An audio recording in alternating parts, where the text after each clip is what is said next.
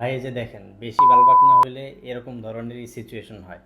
আমরা যে বারবার বলি আপনারা মিডল ইস্টে আছেন, মিডল ইস্টের কোনো কান্ট্রির ভিতরগত কোনো নিউজ আপনারা, সেটা অ্যাক্সিডেন্টাল যে কোনো নিউজ, যে কোনো ধরনের অনাকাঙ্ক্ষিত দুর্ঘটনার নিউজ, এগুলো ভিডিও করে আপনারা সোশ্যাল মিডিয়াতে দিবেন না। তারই একটা নমুনা আমরা বারংবার ভিডিও করে আপনাদেরকে বলেছি, ভিডিওটা দেখলে বুঝতে পারবেন।